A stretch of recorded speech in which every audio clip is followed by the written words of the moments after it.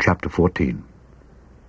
And it came to pass, as he went into the house of one of the chief Pharisees to eat bread on the Sabbath day, that they watched him. And behold, there was a certain man before him which had the dropsy. And Jesus answering spake unto the lawyers and Pharisees, saying, Is it lawful to heal on the Sabbath day? And they held their peace. And he took him, and healed him, and let him go, and answered them, saying, Which of you shall have an ass or an ox fallen into a pit, and will not straightway pull him out on the Sabbath day? And they could not answer him again to these things.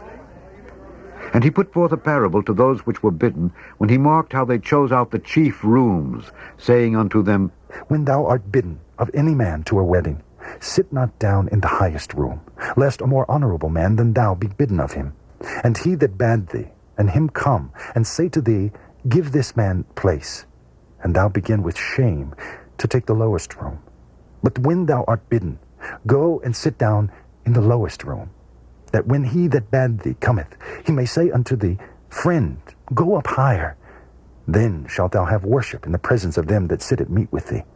For whosoever exalteth himself shall be abased, and he that humbleth himself shall be exalted.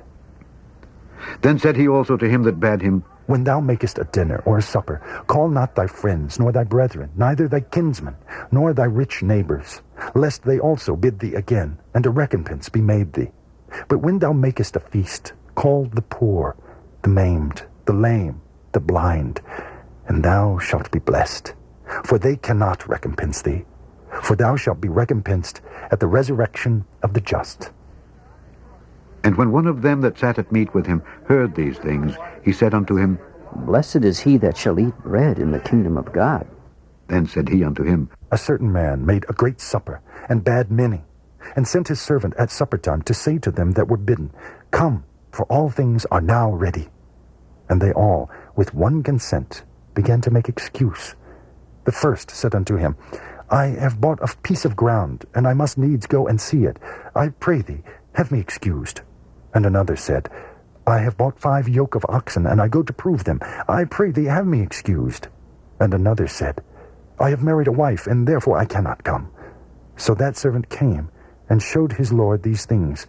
Then the master of the house, being angry, said to his servant, Go out quickly into the streets and lanes of the city, and bring in hither the poor, and the maimed, and the halt, and the blind.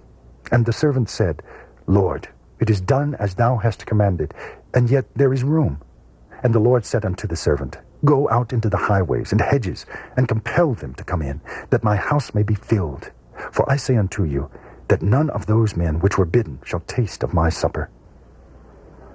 And there went great multitudes with him, and he turned and said unto them, If any man come to me, and hate not his father and mother, and wife, and children, and brethren, and sisters, yea, and his own life also, he cannot be my disciple. And whosoever doth not bear his cross, and come after me, cannot be my disciple. For which of you, intending to build a tower, sitteth not down first, and counteth the cost, whether he have sufficient to finish it? Lest haply, after he hath laid the foundation, and is not able to finish it, all that behold it begin to mock him, saying, This man began to build, and was not able to finish. Or what king, going to make war against another king, sitteth not down first, and consulteth whether he be able with 10,000 to meet him that cometh against him with 20,000? Or else, while the other is yet a great way off, he sendeth an ambassage, and desireth conditions of peace. So, likewise, whosoever he be of you that forsaketh not all that he hath, he cannot be my disciple. Salt is good, but if the salt have lost his savor, wherewith shall it be seasoned? It is neither fit for the land, nor yet for the dunghill, but men cast it out. He that hath ears to hear, let him hear.